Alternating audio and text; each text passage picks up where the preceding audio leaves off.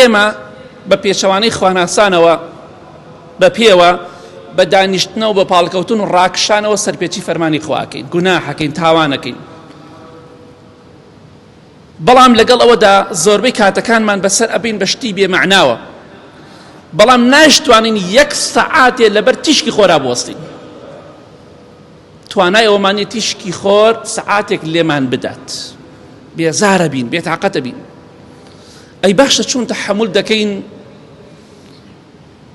لە ژێر گەرمایی خۆری ڕۆژی قیامەتە، چۆن تەحەموڵ دەکەین لە ناو ئاگرێکە پەنا بخوا سەر و ژێرمان هەر ئاگر بێ نەک خۆر بێ. کەواتە ئێمە بە پێوە بە دانیشتن و بە پاڵکەوتنەوە گوناه و تاوان دەکەین، خوامان لەبیر چووە. بۆیە تەماشا دەکەی ژیانمان ناخۆشە، ئەوەی دەوڵەمەندە هاوارێتی، ئەوەی فەقیرە هاوارێتی، ئەوەی حاڵی باشە هاوارێتی، ئەوەی حاڵی خراپە هاوارێتی. کوا خەڵکی دڵخۆشە؟ چونکە خەڵکی خوای لەبیر چووە.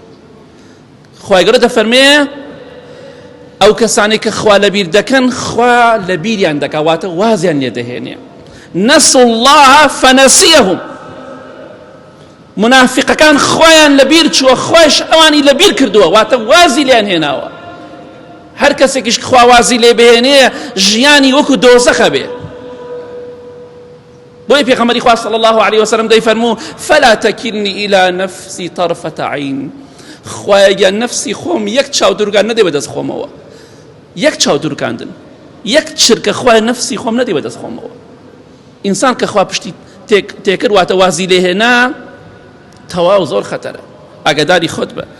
نار و ئاگری جەهەنم زۆر زۆر گەرمترە لە خۆر. ئێمە تەحەمولی خۆرێک ناکەین سەعاتێ لەبەر ئەو خۆرە گەرمە بین بە گەرمای نیوەڕۆ. قل نار جەهەنەم ئەشەد حەڕا. ئاگری دۆزەخ خوای گەورە دەفەرمێ زۆر گەرمترە.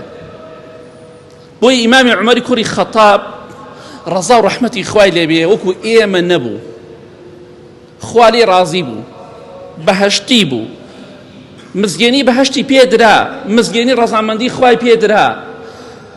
هەندێک جار ئاگری ئەکردەوە، ئاگر دەستی لە ئاگرەکە نزیکە کردەوە، دەیفەرمووی یە ابن الخەطاب ئەلەکە عەلە هەذا صەبر. ئەی عومەری کوڕی خەتاب لەسەر ئەم ئاگرە سەبر ئەگری هەتا لەسەر ئاگری ڕۆژی قیامەت سەبر بگری، بۆیە لە خوا بترسە و تەقوای خوا بکە. ڕۆژێکیش تۆ دەست و ئابرد بەلای ئاگرەکە بڵێ ئەی بە خۆت بڵێ ئایا من لەسەر ئەمە سەبر دەگرم، ئارام دەگرم حتا لەسەر ئاگری دۆزەخ سەبر بگر و ئارام بگرم؟ ڕۆژێ بە خۆماندا چینەوە خەریکە گوناه و تاوانی گوێمان پێ نییە.